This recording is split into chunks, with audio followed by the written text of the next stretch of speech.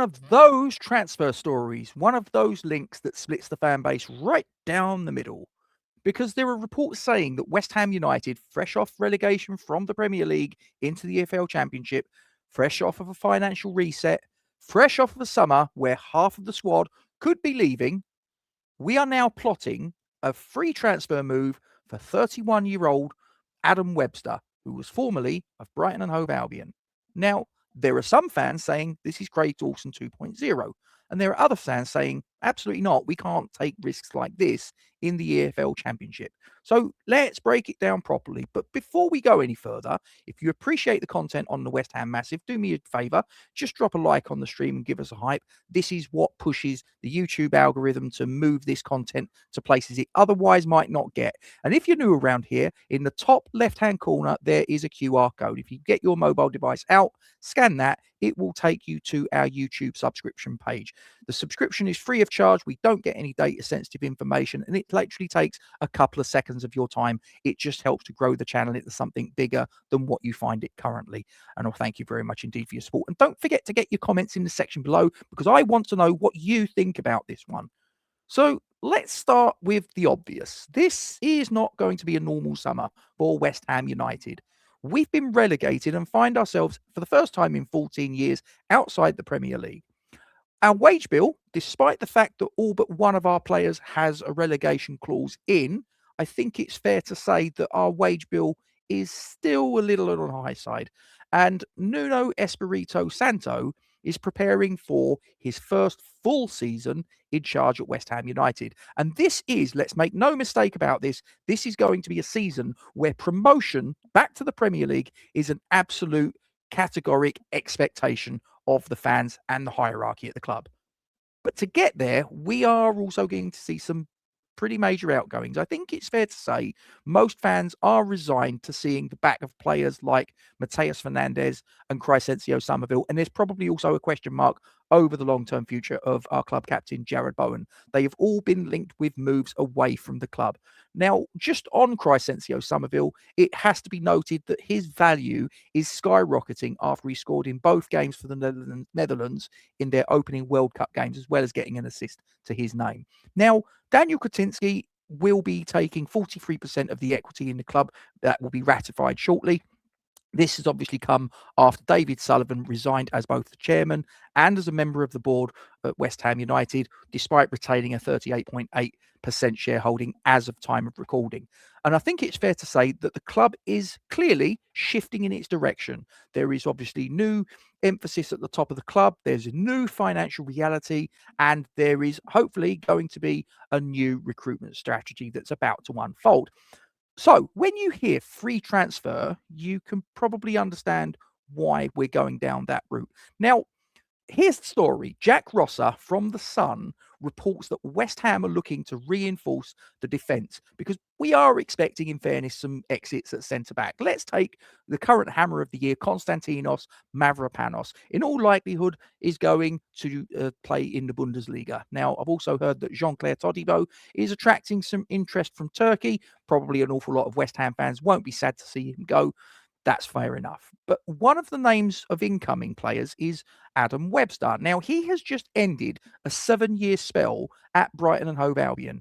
Now, it's fair to say that if you look on paper, Adam Webster ticks a few key boxes. He has 138 Premier League appearances. He has 98 Championship appearances. He's played under multiple managers to good effect. He is comfortable in possession. He's experienced. He's physical, and he knows the EFL Championship.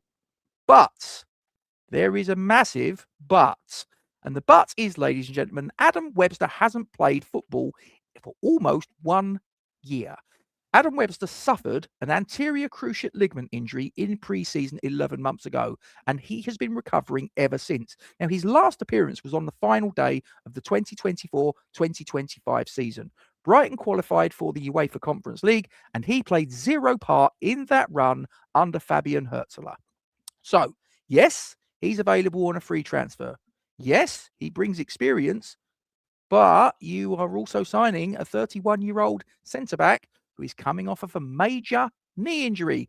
And in the EFL Championship, which is a league where you play 46 games plus cups, and you've got all of the fixtures Saturday, Wednesday, availability is absolutely everything. And this is why fans are quite split on this. Now, the reaction has been, I think it's fair to say, pretty mixed on this. There are some fans that are saying, well, if Craig Dawson worked, why not Adam Webster? Now, Dawson was a masterstroke, but let's get it right. He was not a free transfer. He came in on loan from Watford. He absolutely smashed it. And we then made the permanent transfer for, I think, about 2 million quid from what I remember. It was still one of the best bits of business that we've done in years, but it was not technically a freebie. But I understand the comparison. There are some other fans, though, that are saying that we can't afford to gamble on injured players in the EFL Championship. I think that's the key point, because this season's not about vibes. It's not about a long-term project. It's purely about getting out of the EFL Championship in one fell swoop. So you need players who can play 40 plus games. You need durability. You need reliability. And in that, Adam Webster right now is a question mark. And honestly, some of the reactions have been so dramatic that you'd think that the club had announced that we were replacing the entire backline with a tray of Cornish pasties. Although, to be fair, at least the pasties wouldn't pull a hamstring. But let's be fair, though. Adam Webster isn't some random punt. 7 years ago, he was one of the most highly rated defenders in the Championship. Brighton paid approximately £20 million for his services, which at the time was a club record. Crucially, this isn't a player who is new to second-tier football. As I said earlier, he's got 98 Championship appearances with teams such as Portsmouth, Ipswich Town and Bristol City. That was before Brighton and Hove Albion came calling. Now, some of his key attributes are that he's strong in the air, he's good on the ball, he's quite vocal, and he's played in high-pressure environments of Premier League and Championship. Now, if he's fit, and that's a big if, he could be a monster in the Championship. But that is the roll of the dice, ladies and gentlemen. That is the gamble. Now, let's be completely honest, this is every bit as much a financial decision as it is a footballing one. With the club needing to balance the books, free transfers are going to be a bit of a running theme this summer. And if Konstantinos Mavropanos and Jean-Claire Todibo do leave, then Nuno Espírito Santo will need bodies in through the door. He will need depth. He will need experience of the EFL Championship. Now, Adam Webster, as I say, he is free. He's Premier League and Championship proven. He's a leader, and short term, he is a decent option. He is the kind of move that you would make if you're planning a rebuild on a squad without spending 40 to 50 million quid on defenders, which at the moment we absolutely cannot afford to do. But yet again, it's a risk. Now, here's where I stand. The move only makes sense if Adam Webster is given the most stringent of medicals and he passes every test with flying colours. Tick. Now, if he also comes in and we can get him on a modest Championship level wage or a pay-as-you-play deal, something along those lines, I'd be all for it. And also, I'd be quite happy if he's coming in as maybe a third choice centre back, not necessarily the first line centre back would be my thing.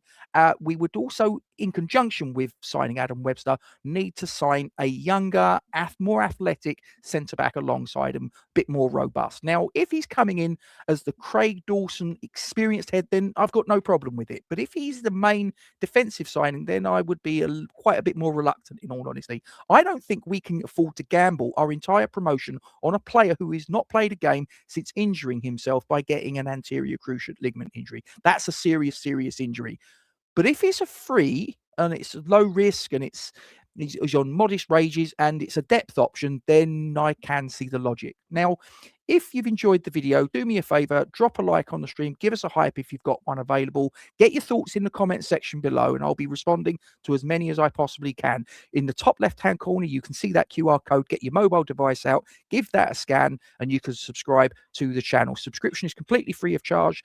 We don't get any data sensitive information. It takes a couple of seconds of your time. It just helps grow the channel into something a little bit bigger and better than what it is as you find it right now. Thanks very much for your support, and we'll see you next time. Come on, you Irons.